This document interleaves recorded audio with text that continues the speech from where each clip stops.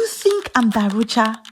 This iconic question has served as a stock reply for generations of Nigerian parents whenever a child dares to ask for more money than the budget allows. It is a phrase that has outlived the man himself, becoming a permanent fixture in the Nigerian vocabulary to represent stupendous wealth, flashy generosity, or a combination of both. Yet, while millions use the expression with ease, few truly know the complex, sprawling narrative of the man behind the myth, Candido Jao Darocha. The story of Darocha dynasty began in a tragedy and resilience in 1840, when a 10-year-old boy named Esan was snatched on his way to school in Ilesha and sold into the transatlantic slave trade. Taken to the Baja region of Brazil, he eventually regained his freedom and adopted the name Jao Esan Darocha, a name he chose out of an emotional attachment to his master and a belief that it would bring him the fame and luck he lacked as a captive. By the 1870s, Jao returned to Lagos, settling there instead of his ancestral home of Ilesha to integrate into the burgeoning new colony. It was in Brazil that his son Candido was born to his mother, Angelica Josefina Darocha, in either 1860 or 1869. Returning to Lagos at the age of 7, Candido grew up in a world of rising prestige, receiving his education at the CMS Grammar School. There he walked the halls with schoolmates who would become the giants of Nigerian history. People like Isaac Oluwole and the legendary wizard of Kirsten Hall, Herbert Macaulay. Upon his father's death, Candido inherited a solid foundation of wealth at the famous Waterhouse on Kakawa Street, but it was his own daring financial discipline that catapulted him into the stratosphere of the elite. In 1894, he executed a calculated business move that remains legendary, borrowing £6,000 sterling from the Bank of West Africa to purchase gold bars from a British prospector.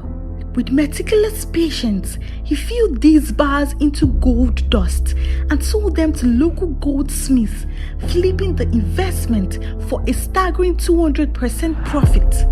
This gold flip kick-started an empire that expanded into every nook and cranny of Lagos.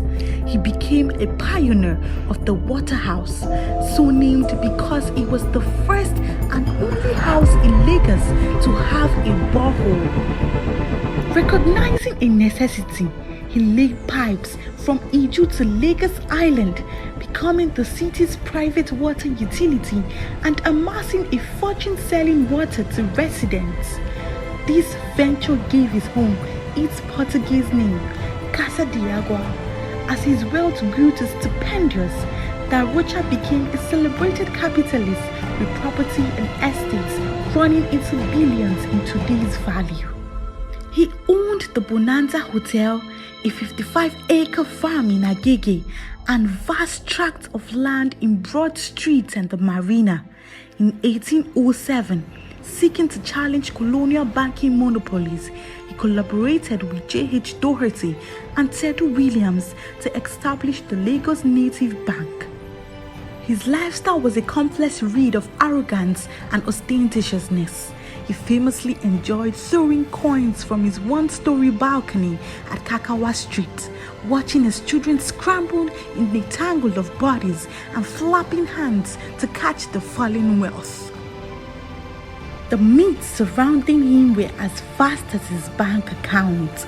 It was whispered in the street that he was so fastidious, he sent his dirty laundry on ships to Britain to be washed because he felt local water was unworthy of his linens.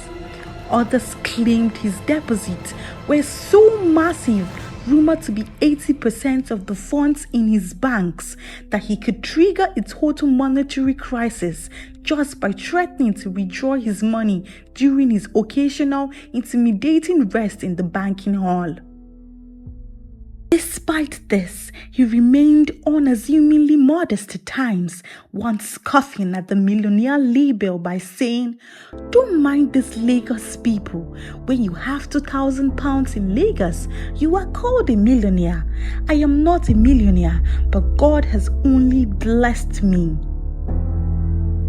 His foray into politics was as blunt as his business dealings. Nominated by his lifelong friend Herbert Macaulay for a local election, Darocha's campaign consisted of a single defiant speech to the electorate.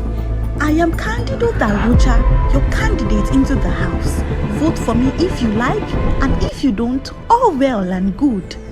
True to his word, he did not flit the masses or seek their favor. He received only about 20 votes and vanished from the political stage as quickly as he had appeared. This same uncompromising nature extended to his family, a man of old-fashioned idiosyncrasies and a fierce dislike for dishonesty. He had a significant falling out with his son, Alexander, who moved to Ghana in the 1920s. Yet, through this rift, he remained committed to his core values of discipline and integrity. Beneath the mask of the arrogant tycoon lived the generous capitalist, with a deep sense of national duty.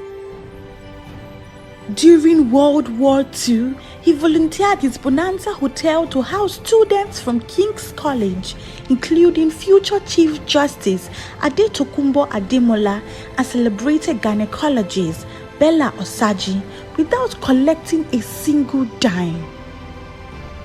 When the government later asked for contributions to a rehabilitation fund, he made substantial donations on the strict condition that his identity remained a secret.